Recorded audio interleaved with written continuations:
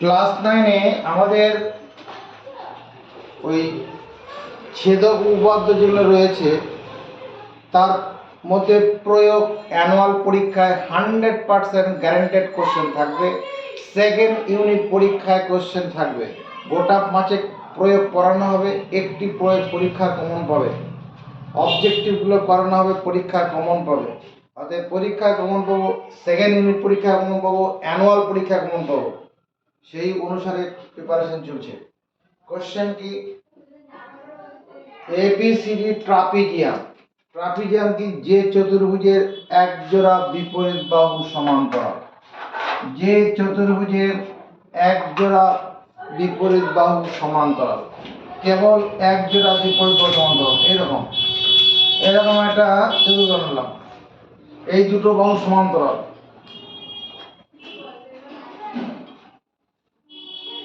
এরকম করে দিলাম। এটার নাম দিচ্ছি A B C D. A B C D ট্রাপিজিয়ামের দেখো এডি আর বিসি তির্যক বাহু, এডি আর বিসিটা তির্যক বাহু। তুমি এটাকে আরো ক্লিয়ার করে বুঝতে এটাকে এরকম করে দিচ্ছি, এরকম ভাবে নিয়ে নাও। শুধু এই দুটো বাহু সমান্তরাল, এডি আর বিসি, এডি আর বিসি তির্যক বাহু। বেশ, তারপর কি বলা আছে? তির্যক এডি ও বিসি এর মধ্যবিন্দু যথাক্রমে ইএফ। এডি বাহুর মধ্যবিন্দু এখানে কোশ্চেনে ই বলা আছে, বিসি বাহুর মধ্যবিন্দু এফ বলা আছে। ইএফ যোগ করে দাও। প্রামাণ্য বিষয় ইএফ সমান্তরাল এবি, এই ইএফটা এবি বাহুর সঙ্গে সমান্তরাল প্রমাণ করতে হবে। আর ইএফ সমান হাফ এবি প্লাস ডিসি। এটাকে জুতো উপপাদ্য বলে, জুতো, জুতোর মতো দেখতে। এটা প্রমাণ করে জন্য অঙ্কন লাগবে। অঙ্কন অঙ্কন হচ্ছে ডি কমা এফ যুক্ত করে, ডি কমা এফ যুক্ত করে বর্ধিত করি, বর্ধিত করি, ডি কমা এফ যুক্ত করে বর্ধিত করি। ডি বিন্দুর সঙ্গে এফ বিন্দু যোগ করব, করে এরকম বাড়াবো, ডি কমা এফ যুক্ত করে বর্ধিত করি। বেশ, ধরি বর্ধিত বর্ধিত ডিএফ কমা বর্ধিত বর্ধিত এবি বাহুকে, এবি বাহুকে জি বিন্দুতে ছেদ করেছে, জি বিন্দুতে ছেদ করেছে। দাঁড়ে এই এখন নিচেরটাকে বাড়াবো, যেখানে মিলবে সেই জায়গাটার নাম দেবো জি। এটা বলেছি ডি কমা এফ যুক্ত করে বর্ধিত করি, ধরি বর্ধিত এবি, বর্ধিত ডিএফ, ডিএফ বর্ধিত বর্ধিত এবি কে জি বিন্দুতে ছেদ করেছে। মুখস্থ করার দায়িত্ব নেব। প্রমাণ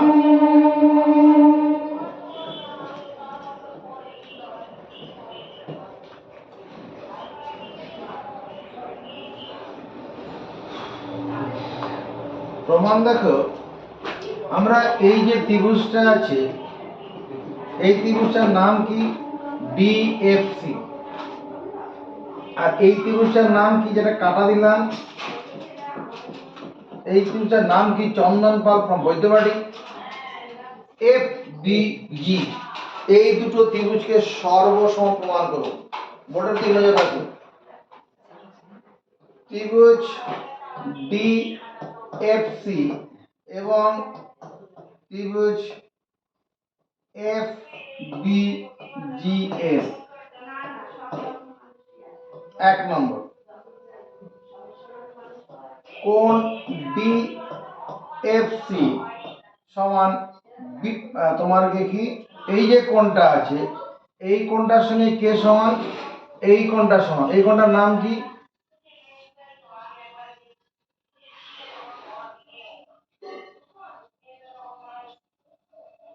আরে দাঁড়া, কোণ বি এফ জি, এই দুটো কোণ সমান। কেন সমান আছে কারো উত্তর? ভালো করে তাকাও, এই কোণটার সঙ্গে এই কোণটাকে সমান বললাম, কোন ক্ষমতার বলে? আছে উত্তর? ক্লাস 8 ফিরে যাও, উত্তর হলো বিপ্রতীপ কোণ। বিপ্রতীপ কোণ, বিপ্রতীপ কোণ সমান হয় না সেই জিনিস। 2 নম্বর, কোণ এই যে কোণটা আছে, এই কোণটার নাম কি? কোণ হচ্ছে ডিসিএফ সমান একান্তর। ডিসিএফ সমান একান্তর। এই কোণটার সঙ্গে এই কোণটাকে সমান বলবো না? একান্তর কোণ এফ বি জি। দেখো জেড আকৃতির কোণ আছে, এই একান্তর কোণ সমান হচ্ছে কেন? এই একান্তর কোণ দুটো সমান কেন?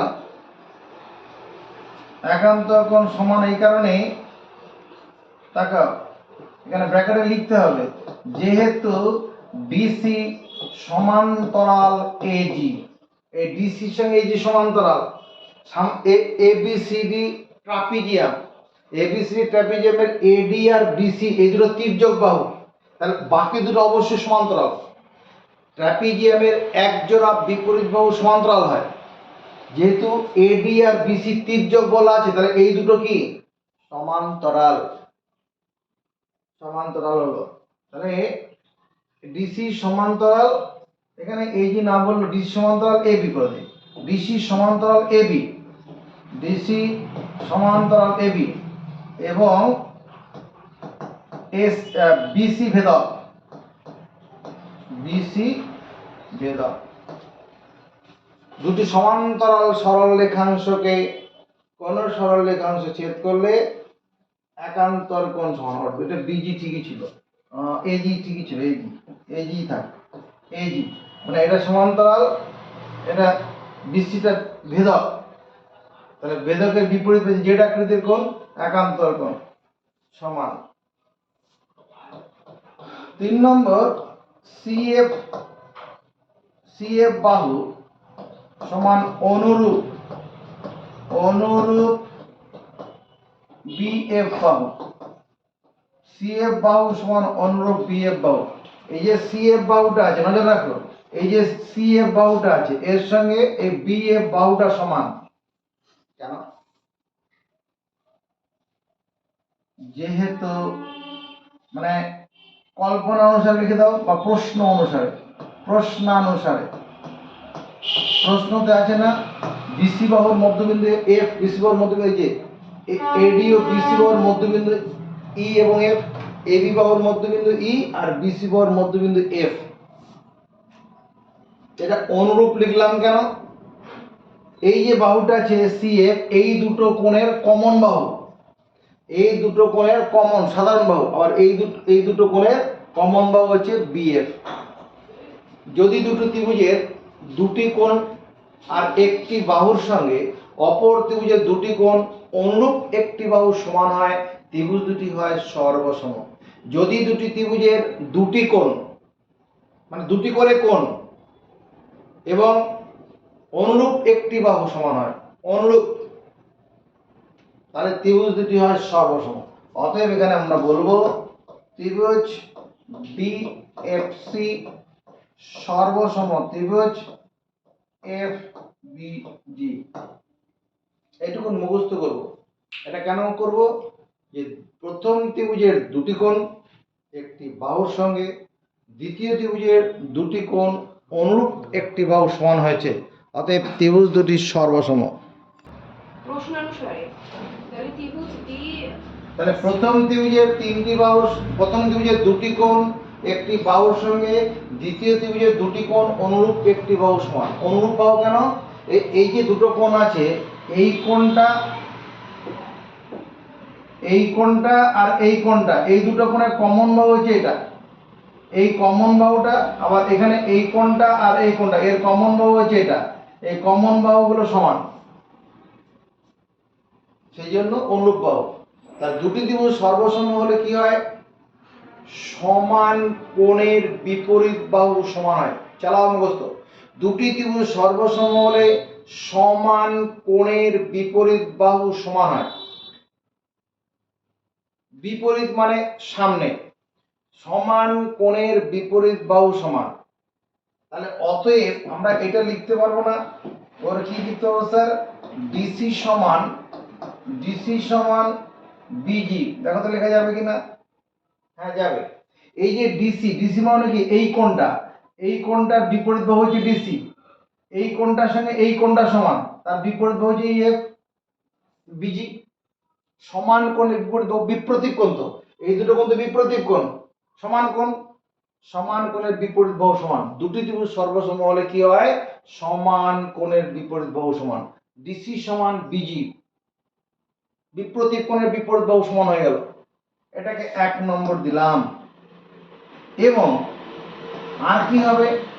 ডিএফ সমান এফজি হবে। এটাকে 2 নম্বর দেবো। ডিএফ সমান এফজি। তাকাও, এই যে কোণটা আছে, এই কোণটা এর বিপরীত বাহু কোনটা? এই কোণটার বিপরীত বাহু যে এটা, এই কোণটার বিপরীত বাহু এটা কি না? বিপরীত মানে সামনে। এই কোণটার সঙ্গে তো এই কোণটা সমান, তার বিপরীত বাহু এটা, সামনের বাহু এটা। দুটি ত্রিভুজ সর্বসম হলে সমান কোণের বিপরীত বাহু সমান। দুটি ত্রিভুজ সর্বসম হলে কি হয়? সমান কোণের বিপরীত বাহু সমান। এই কি শুনলি রিজু? দুটো ত্রিভুজ সর্বসম হলে সমান কোণের বিপরীত বাহু সমান। তাহলে এই ব্যাপারটা বুঝেছি? অল্প না পুরো? পুরো। এবার তাকাও, ত্রিভুজ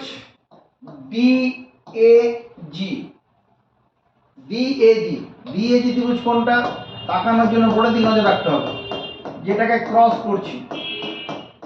ত্রিভুজ ডিএজি। এবার এই যে যেটা লাল মার্কিং করলাম, এই ত্রিভুজটা, ত্রিভুজ ডিএজি এর দেখো তো, ত্রিভুজ ডিএজি এর তোমার ই কমা এডি বাহুর মধ্যবিন্দু সমর্থন পাবো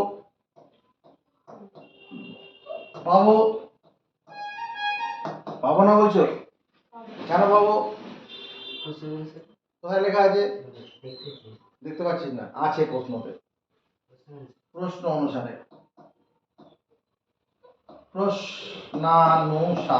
প্রশ্নতে আছে। এর তির্যক বাহু যে এডি এর মধ্যবিন্দু, এডি বাহুর মধ্যবিন্দু ই, ওই যে ওদিকে আছে। এডি বাহুর মধ্যবিন্দু ই আর বিসি বাহুর মধ্যবিন্দু এফ। ই এডি বাহুর মধ্যবিন্দু। আবার দেখো, এফ ডিজি বাহুর মধ্যবিন্দু, ডিজি বাহুর মধ্যবিন্দু। এটা কোথায় আছে? এফ ডিজি বাহুর মধ্যবিন্দু এটা আছে। কোথায় আছে? সবেতে প্রশ্ন। যেহেতু তোমার যেহেতু ডিএফ সমান এফজি, এই যে 2 নম্বরে আছে ডিএফ সমান জি, ডিএফ সমান এফজি মানে কি? এফ হচ্ছে ডিজি এর মধ্যবিন্দু, ডিএফ সমান এফজি 2 নম্বরে করে রাখা আছে। ত্রিভুজের 2 বাহুর মধ্যবিন্দুর সংযোজক সরলরেখাংশ তৃতীয় বাহুর সমান্তরাল এবং অর্ধেক। বলেছি আমরা 20 নম্বর উপপাদ্য। ত্রিভুজের 2 বাহুর মধ্যবিন্দুর সংযোজক সরলরেখাংশ কি বললাম? ত্রিভুজের 2 বাহুর মধ্যবিন্দু সংযোজক সরলরেখাংশ তৃতীয় বাহুর সমান্তরাল এবং অর্ধেক। তৃতীয় বাহুর সমান্তরাল এবং হয়েছে কি শুনলে? ত্রিভুজের 2 বাহুর মধ্যবিন্দুর সংযোগ সরলরেখাংশ। আমি এখন কোন ত্রিভুজটার মধ্যে মন দিচ্ছি?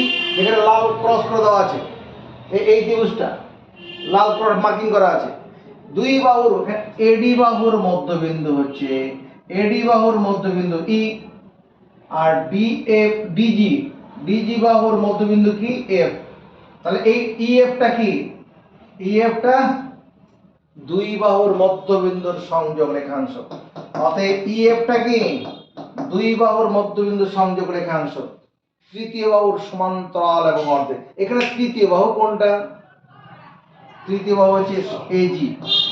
তৃতীয় বাহু এজি, নিচের বাহুটা তৃতীয় বাহু, তৃতীয় বাহু সমান্তরাল এবং অর্ধেক। ইএফ সমান হাফ এজি, ই এফ সমান হাফ এজি মানে কি? এজি মানে হচ্ছে এ বি প্লাস বিজি এর সমর্থন। এজি এতটা দৈর্ঘ্য মানে A B plus B G, E F সমান, তাকাও ভালো করে, A B plus D C, B G সমান ডিসি করে রেখেছি এই যেখানে 1 নম্বরে করা আছে। দেখো বিজি মানে ডিসি, এটাই তো প্রমাণ করতে বলেছিল। আরেকটা ই ই এফ সমান্তরাল এই এজি আছে এখানে, এরপরে বলে দাও ই এফ সমান্তরাল এবি। ই এফটা যখন এই ই এফটা যখন এজি এর সঙ্গে সমান্তরাল, তাহলে এবিটার সঙ্গেও সমান্তরাল, কারণ এবি আর এজি এটা কি একই সরলরেখার উপরে আছে। এবি আর এজিটা কোথায় আছে? একই সরলরেখার উপরে আছে, পরীক্ষায় আসবে। আচ্ছা 2 নম্বর কোশ্চেনটা কি? এবিসি সমকোণী ত্রিভুজের কোণ বিএসি সমকোণ, তার মানে এইরকম ব্যাপারটা। স্কেল পেন্সিলে করবে, এটা এ বি সি, তাহলে বিএসি কোণটা 90 ডিগ্রি, এরকম খারাপভাবে আছে, হ্যাঁ 90 ডিগ্রি। এবং অতিভুজ বিসি এর মধ্যবিন্দু, অতিভুজ কোণটা সমকোণের বিপরীত বাহুকে অতিভুজ বলে। এ দাদা সমকোণ এটা তার বিপরীত মানে সামনের বাহু, এটা হলো অতিভুজ, এটা এই বাহুটা অতিভুজ, অতিভুজ তার মধ্যবিন্দুটি চোখের আন্দাজে, অতিভুজ বিসি এর মধ্যবিন্দুটি প্রমাণ করো এডি, এই দৈর্ঘ্যটা বিসি বাহুর অর্ধেক, এডিটা কি বিসি এর অর্ধেক, এটা প্রমাণ করতে হবে। এটার জন্য একটা অঙ্কন লাগবে, অঙ্কন। অঙ্কনটা কি? এডিকে ই পর্যন্ত এমন ভাবে বর্ধিত করি যেন এডিকে ই পর্যন্ত এমনভাবে বর্ধিত করি যেন এডি সমান ডিই হয়। তাই এই এডি যেটা আছে, এডি মনে করে এখানে 5 সেমি আছে, তাহলে 5 সেমি দৈর্ঘ্য বাড়াবো, ই পর্যন্ত বাড়াবো। এডি কে ই পর্যন্ত এমনভাবে বর্ধিত করি যেন এডি যদি 5 সেমি হয়, এই ডিটা কত 5 সেমি বাড়াবো, এরকম ব্যাপারটা। যদি এডিটা 4 সেমি থাকে, 4 সেমি বাড়াবো, চোখের আন্দাজে বাড়ালেই হবে। তারপরে কি বি কমা ই এবং সি কমা ই যুক্ত করি। আচ্ছা পরীক্ষায় তোমার এই ছবিটা আমরা এরকম বললাম, এরপরে বি কমা ই আর সি কমা ই যুক্ত করি। এই ছবিটা এরকম ফাইনাল এসে দাঁড়াবে, ওটা একটা আয়তকার চিত্র হবে। তুমি পরীক্ষার খাতায় এরকম করতে পারবে না, অসুবিধায় পড়ে যাবে। তাই পরীক্ষার খাতায় করার জন্য কি প্রথমেই একটা আয়তক্ষেত্র বানাবে। পরীক্ষার জন্য সেই বানাচ্ছি, প্রথমেই একটি আয়তক্ষেত্র বানাবে। এটার নাম দেবে এ বি, এখানে ই সি, এরকম যোগ করে দাও। পরীক্ষার জন্য এই ছবিটা করে দেবে, এরকম করবে। আর যদি এরকম ভাবে করতে যাও তুমি সামলাতে পারবে না, কারণ কতটা বেশি বাড়িয়ে ফেলবে না কম বাড়িয়ে ফেলবে, বেশি কম হলে পরে এটা আয়তক্ষেত্র দেখতে হবে না। এরকম পরীক্ষাতে এই ছবিটা হবে, আর বোঝানোর জন্য এই ছবিটা। চলো অঙ্কন মুখস্থ করি। কথা বোঝা গেছে কি বললাম আমি? অঙ্কনটা মুখস্থ করবো। তাহলে আমরা পরীক্ষার জন্য এই ছবিটা বানাবো, হ্যাঁ এটা করতে হবে না, এটা বাদ।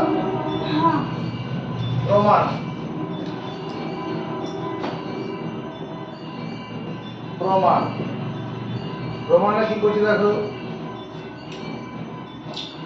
এ বি ই সি চতুর্ভুজের, চতুর্ভুজ বলতে আপত্তি আছে, এ বি ই সি চতুর্ভুজ, এটাকে চতুর্ভুজ বলতে আপত্তি আছে নেই। চতুর্ভুজের বিডি, বিডি সমান সিডি, বিডি সমান সিডি, এই যে বিডি এইটুকুনটা সমান এইটুকুনটা, এই বিডি আর সিডি সমান। কে মানলো? কেন মেনেছো? কেন মেনেছো? এটা কোশ্চেনে বলা আছে যেহেতু ডি কমা ডিসি বাহুর মধ্যবিন্দু, ডিসি বাহুর মধ্যবিন্দু বা কোশ্চেনে আছে অতিভুজ বিসি এর মধ্যবিন্দু ডি, মধ্যবিন্দুটা লেখা যাবে বিডি সমান সিডি লেখা যাবে না? লেখা যাবে। আবার এবং এডি সমান ডিই, এডি সমান ডিই কেন মানবো? এডি সমান ডিই কেন মানবো? এ থেকে ডি সমান ডি থেকে ই কেন মানবো? এদিকে ওই ডিই হতে কেন মানবো? কোথায় আছে অঙ্কনে? কি লেখা আছে বলে শোনা? অঙ্কন অনুসারে, হ্যাঁ প্যাকেটে অঙ্কনানুসারে, অঙ্কনানুসারে অঙ্কনে তাই করা আছে এডি সমান ডি।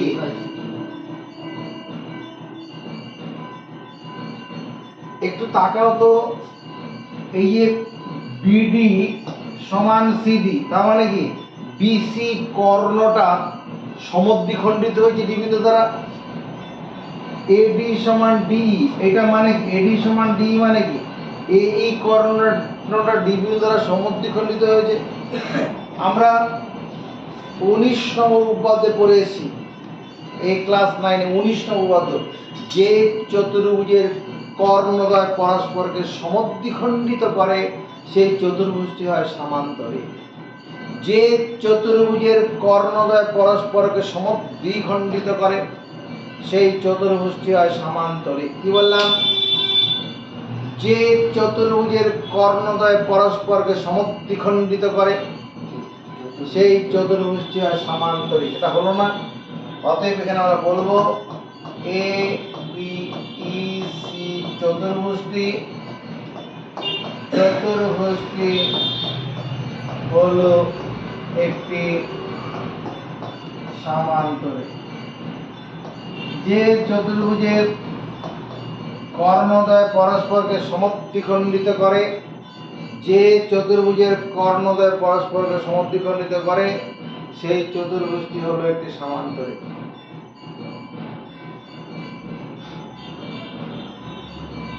আবার যে সামান্তরিকের একটি কোণ 90 ডিগ্রি তাকে বলে আয়তক্ষেত্র। এই সামান্তরিকের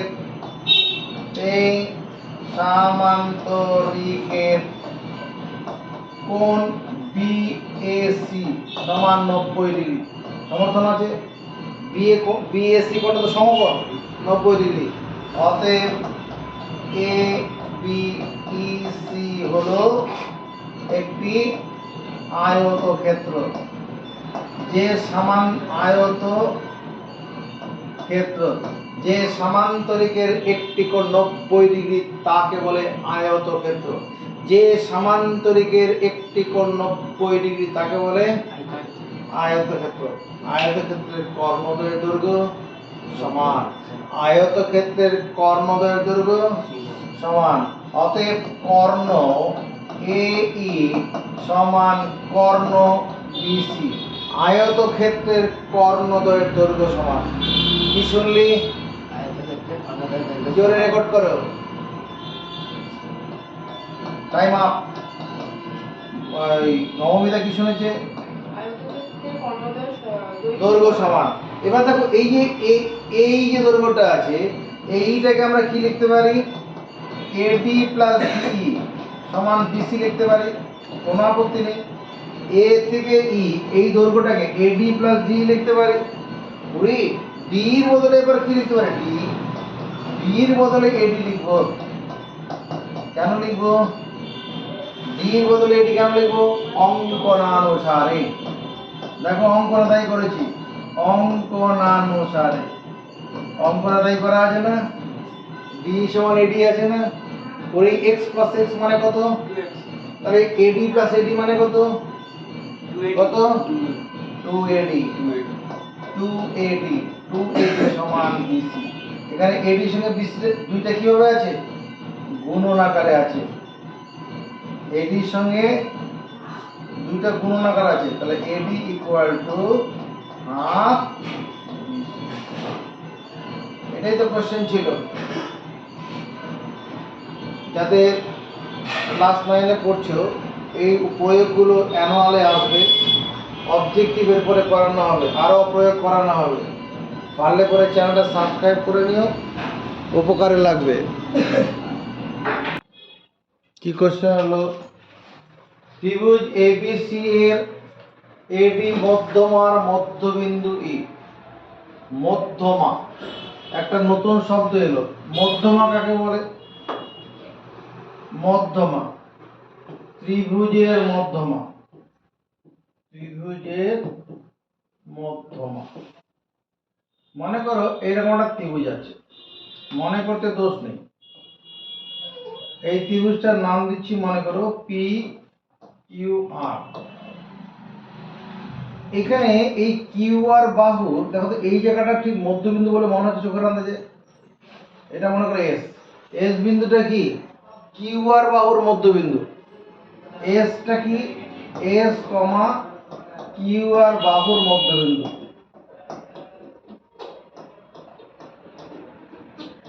তাহলে এই যে পিএস যে রেখাংশটা হবে, এটাই হবে মধ্যমা।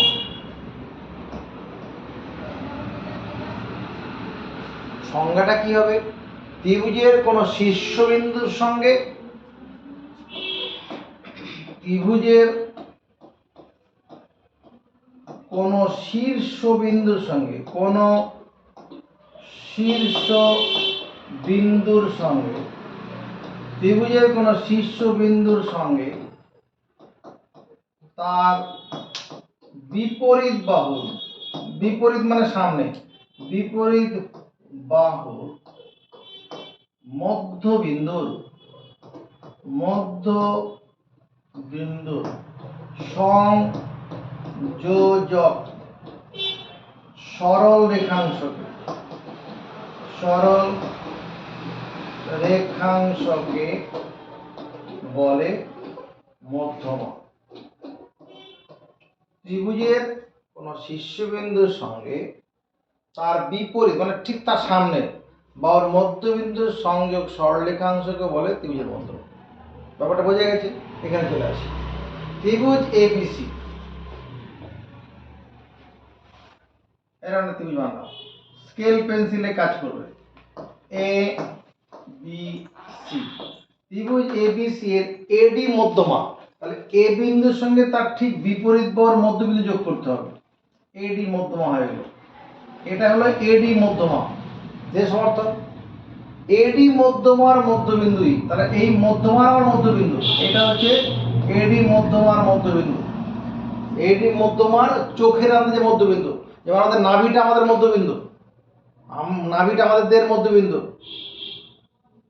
কারণ নাভি থেকে মাথার তালুর যা দূরত্ব, নাভি থেকে পায়ের পাতার দূরত্ব সমান। এডি মধ্যমার মধ্যবিন্দু।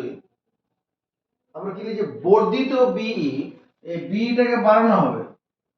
বর্ধিত বি এসি বাহুকে এফ বিন্দুতে ছেদ করেছে। এফ কি প্রমাণ করতে হবে? এএফ, এই দৈর্ঘ্যটা তাকাও, এই যে এএফ, এই দৈর্ঘ্যটা কি? এসি এর 1/3, 3 ভাগের 1 ভাগ। যদি এসিটা যদি 10 সেমি হয়, এএফটা কত হবে? 10 সেমিকে 3 দিয়ে ভাগ করতে হবে। এসি যদি 6 সেমি হয়, এএফটা 2 সেমি হবে। এরকম ব্যাপার, ঠিক আছে? অঙ্ক, এই উপাদানের অঙ্ক লাগে। অঙ্কন হচ্ছে সিএফ কে জি বিন্দু দ্বারা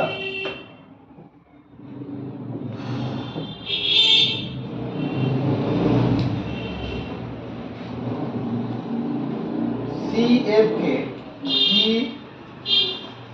বিন্দু দ্বারা, সিএফ কে জি বিন্দু দ্বারা সমদ্বিখণ্ডিত করি। সমদ্বিখণ্ডিত বি কমা জি যুক্ত করে সিএফ এইটুকুন দৈর্ঘ্যটাকে জি বিন্দু চোখের আন্দাজে সমান সমদ্বিখণ্ডিত করলাম। কম্পাস দিয়ে করতে হবে না, চোখের আন্দাজে করলে হবে। এই সিএফ যা দৈর্ঘ্য হবে তার ঠিক মাঝখানটা, তারপরে কি বি কমা জি যুক্ত করি। দায়িত্ব নিয়ে মুখস্থ করা, মুখস্থ করার দায়িত্ব নিয়ে নে। আমরা 20 নম্বর উপপাদ্যে পড়েছিলাম না, কি পড়েছিলাম? ত্রিভুজের দুই বাহুর মধ্যবিন্দুর সংযোজক সরল রেখাংশ তৃতীয় বাহুর সমান্তরাল এবং অর্ধেক। 20 নম্বর উপপাদ্যে আমরা কি পড়েছি? ত্রিভুজের দুই বাহুর মধ্যবিন্দুর সংযোজক সরল রেখাংশ তৃতীয় বাহুর সমান্তরাল এবং অর্ধেক। এই ত্রিভুজটার মধ্যে মন দাও, কোন ত্রিভুজটার মধ্যে, যেটা দেখাচ্ছি। এই ত্রিভুজটার নাম কি রে তন্ময় বাগ? এটা শেড দিলাম, তোলাজ। এই ত্রিভুজটার নাম কি? হ্যাঁ, এফবিসি। ঠিকই বলেছিস, তাই হোক, বা এফবিসি বা বিসিএফ, এফবিসি হোক, তোকে সম্মান দিই, কোনো অসুবিধা নেই। প্রমাণ,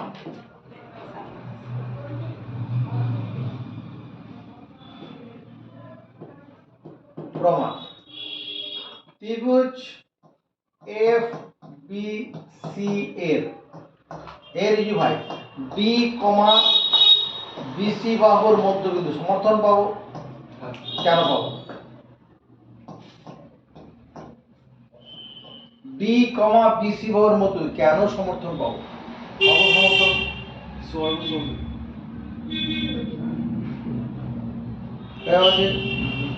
উত্তরটা হবে যেহেতু এডি হলো মধ্যমা। এডি হলো মধ্যমা। মধ্যমা সংজ্ঞাটা পড়ে দেখো, শীর্ষবিন্দু থেকে বিপরীত বাহুর মধ্যবিন্দুর সংযোগ রেখাংশ হবে তবে মধ্যমা। ডি বিন্দুটা অবশ্যই বিসি বাহুর মধ্যবিন্দু আছে, তবে নাহলে এডি মধ্যমা হবে কি করে? কোশ্চেনে এডি মধ্যমা কথা বলা আছে, এটা মানলাম। জি কমা সিএফ বাহুর মধ্যবিন্দু, সিএফ বাহুর মধ্যবিন্দু কেন মানবো?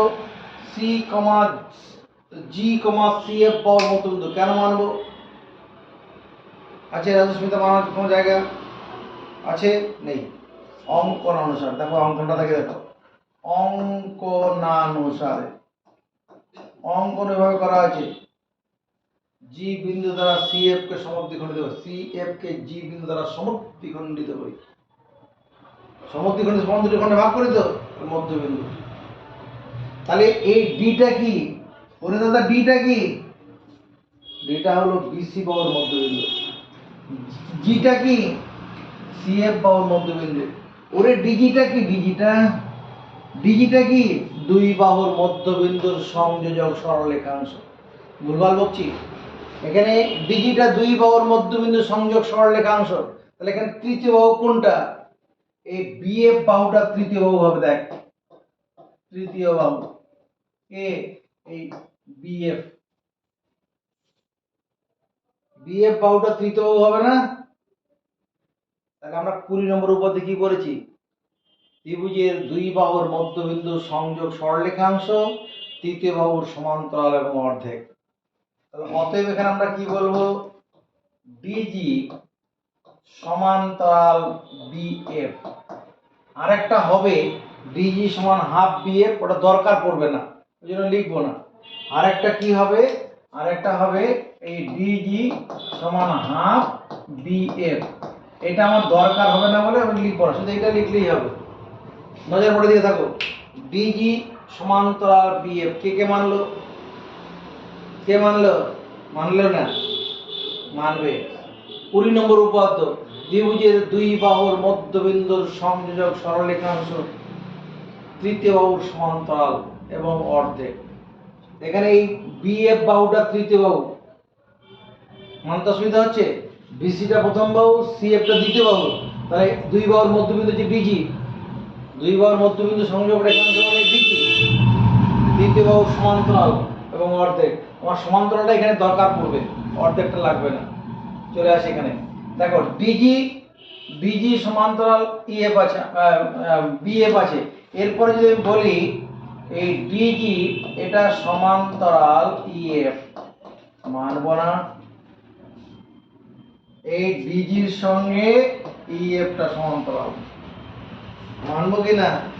মানবো। টাকা এই কালো পেনটা হচ্ছে ডিএফ, এটা হচ্ছে বিএফ। যদি এই কালো পেনটার সঙ্গে এই পেনটা যদি সমান্তরাল হয় তাহলে মাথাটার সঙ্গে সমান্তরাল হবে কি না? এই কালো পেনটা মাথাটার সঙ্গে তো সমান্তরাল হবে, কারণ মাথাটা বডিটা তো একটা পেনেরই অংশ। যদি গোটা পেনটার সঙ্গে সমান্তরাল হয় তাহলে এই কালো পেনটা মাথাটার সঙ্গেও ওই জিনিসটা এখানে আছে। হলো? এবার তাকাও। এখন আচ্ছা এইটুকুন আগে মুখস্থ করুন, এইটুকুন আগে মুখস্থ করুন, পরে এগো। সমান্তরালটা এখানে কাজে লেগেছে। এখানে দেখো এখন এখন আমি এই ত্রিভুজটার মধ্যে মন দিচ্ছি। কোন ত্রিভুজটার মধ্যে? তাকাও, এই লাল ভাই, লাল বেচারা, এই লাল বেচারার দিকে মন দাও। এখন ত্রিভুজ এ ডি জি এর এডি বাহুর মধ্যবিন্দু, এডি বাহুর মধ্যবিন্দু ই কোথায় আছে? ত্রিভুজ এডিজি এর, আচ্ছা এখানে এখন না লিখলে হবে, এখানে এডিজি। ত্রিভুজ এডিজি এর এডি বাহুর মধ্যবিন্দু ই কেন মানবো? কোশ্চেনে আছে, মানে প্রশ্ন অনুসারে, প্রশ্নানুসারে। কোশ্চেনটা পড়ে দেখো আছে প্রশ্নানুসারে।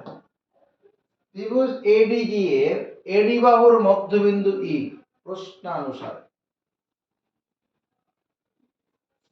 মধ্যবিন্দু মধ্যবিন্দু ই দিয়ে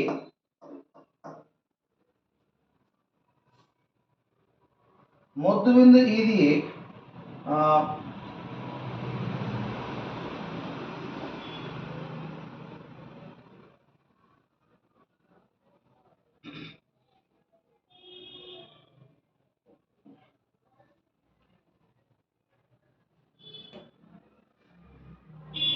ত্রিভুজ এডিজি এর এডি বাহুর মধ্যবিন্দু ই আর ইএফ সমান্তরাল ডিজি।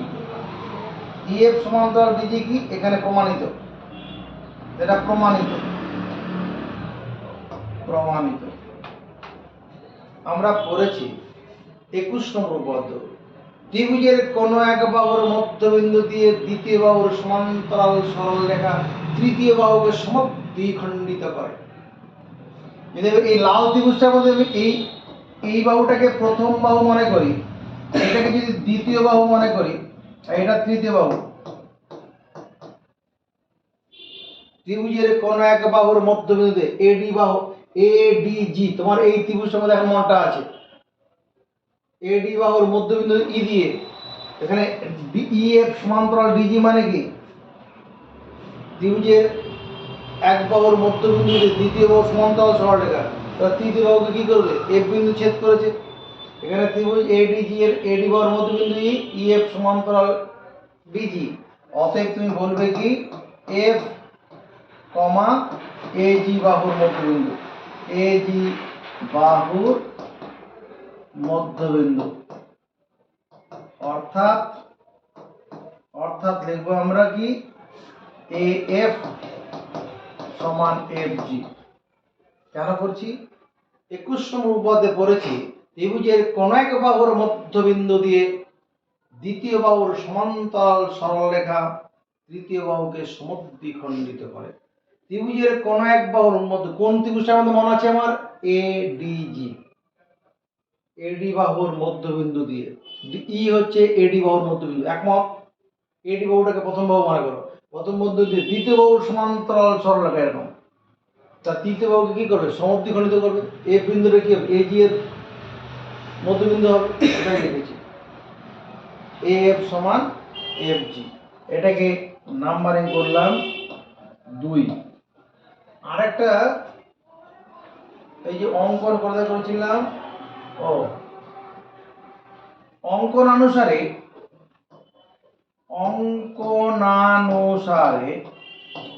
দেখো তো এফ জি সমান জিসি আছে কিনা, অঙ্কনানুসারে এফ জি সমান জিসি আছে কিনা। জি কমা সিএফ এর মধ্যবিন্দু অঙ্কনে করেছি, অঙ্কনে জি কমা সিএফ বাহুর মধ্যবিন্দু করেছি, তাহলে এটা লেখাই যাবে তো। এএফ সমান এফজি, এফজি সমান জিসি। তন্ময়ের উচ্চতা সমান চন্দনের উচ্চতা, আচ্ছা আবার তন্ময়ের উচ্চতা সমান চন্দনের উচ্চতা, চন্দনের উচ্চতা সমান ঋজুর উচ্চতা। তাহলে কি হবে?